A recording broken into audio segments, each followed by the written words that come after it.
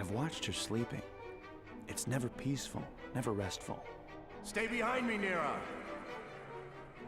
Everything's gonna be fine! Daddy, where's Mama? She stirs. She cries their names.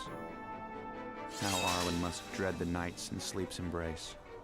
In the morning, she refuses to speak of it, so I've stopped asking.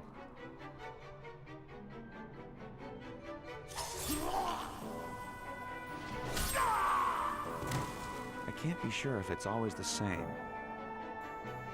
or if each night brings a different version of the same nightmare. Daddy? Daddy? But I know it must end the same way every time.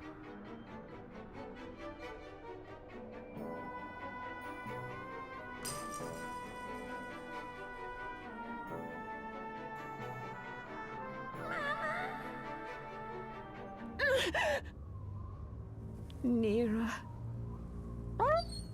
No, Krieg. It's okay. I think I've rested long enough. Come on. Let's go kill Morath.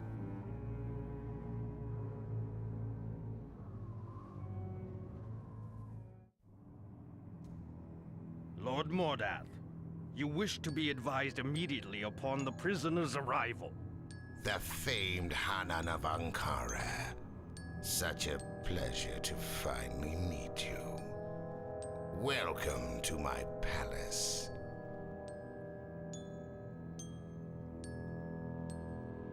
I trust you'll enjoy your stay. Kneel before Morath! Ah! You flatter me. I wouldn't have expected such obsequion from someone who's led a rebellion against my rule. You and your followers cost me a good deal many troops with this futile show of defiance. Your capture presented great difficulties, hidden among your arries as you were. But as you've no doubt come to realize, I can be most tenacious. Bring him. Move! Honk. How much of Gwyn is mine? All of it, my lord. Yes, all of it. Icy Skarnheim, the desert wastes of Obodai, your own cliffs of Ankara, Black Brenborn of the Trolls, and the sweetest prize, Midland. 3 centuries ago, I set about conquering the 5 lands. I failed, but I have been reborn, and finally I have succeeded in my goal. The 5 lands are mine, and I intend to keep them. Do you understand why? Because I can no longer enjoy earthly pleasures. The taste of a ripe apple, the scent of a sweet blossom, the caress of a woman's flesh. All these things are denied me because of what Aiden's kiss has made of me. You see, I live, and yet I am dead. I am the husk of the man I once was. There is nothing for me save the conquest and domination of this world. But there are those, such as you, who would deny even that from me. I'm sure you understand why I can't allow that to happen.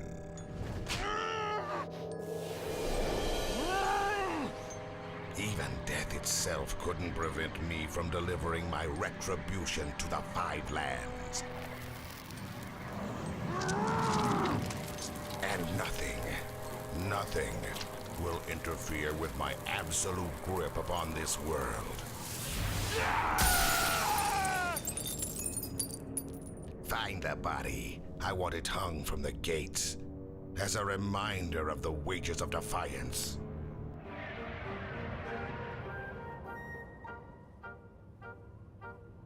What's that about? This is as far as you go, Krieg. I have to do something, and I won't be... I don't know when I'll be back. You can't come.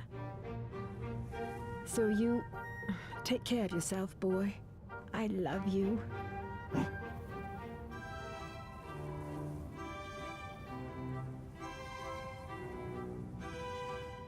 Krieg, no. You're not supposed to follow. Stay, Krieg.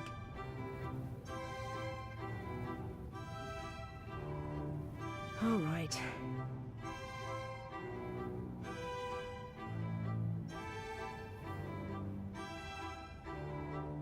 I suppose it's only fitting this way, but you have to stay quiet, understand?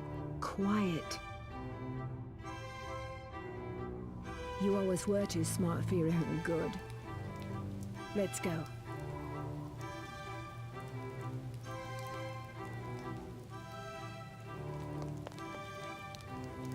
Good. There are those who choose to believe Morath is not truly Morath. Not the same man who united the troll clans and nearly conquered Quinn more than 3 centuries ago. Rather than accept he's risen from his tomb, they prefer to convince themselves the Pale Despot is some other. Someone simply using Morath's legend. I know differently, of course. I've seen it with my own eyes. But it doesn't matter what you believe. The reality is the same either way. Morath's rule is absolute. He keeps the 5 lands under his heel through the might of his troll armies, and the might he himself wields. Look there! Is that god returning? The mark Morath bears on his pate, the same symbol he's taken for his crest, somehow allows him to create fire and command it as if it were a living thing. Returning with dinner on a leash! It sounds fanciful. Just another tale to make Morath more monster than man. But I've witnessed it firsthand. It's nothing I care to see again. You wouldn't forget your friends, would you, Garm? You're going to share. Garm, why don't you speak? Morath is the most powerful being on all of Quinn. Powerful enough that only the mad would think themselves capable of destroying him.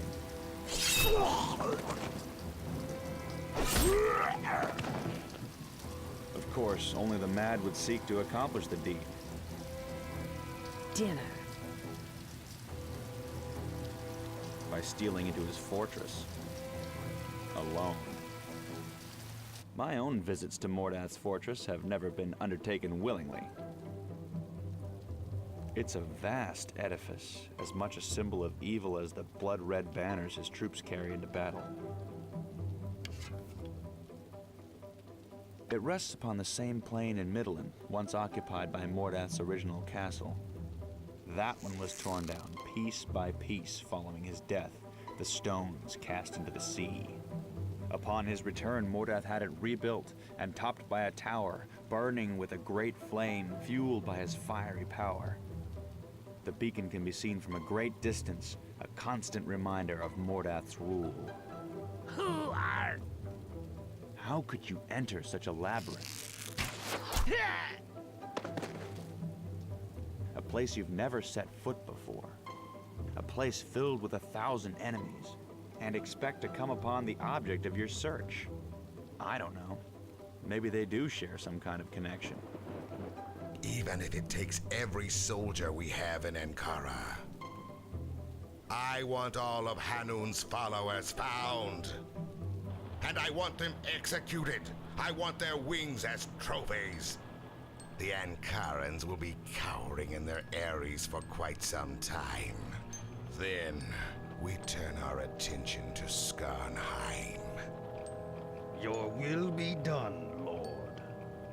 I want to know how Morath came to be as he is. I don't mean how he came to live again. I mean, how does a man become such a vessel of evil? Perhaps it's because of his resurrection.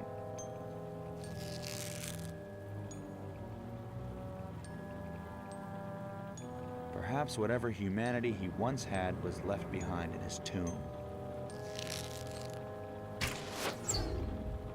now he's become something more than human and something far less. It's said he can't die. His trolls believe it, certainly. They believe that having slipped death's embrace once, Morath can never be reclaimed by it. I tend to take the opposing view. He was killed once, why not again? But then, I've always been an optimist. No! Kill her. Whoever she is. It was a doomed errand from the start, obviously. But if she hadn't undertaken it, I never would have met her. I likely wouldn't be alive. Every quest must begin somewhere. Sometimes it's in failure. And sometimes it's in the place you'd never expect.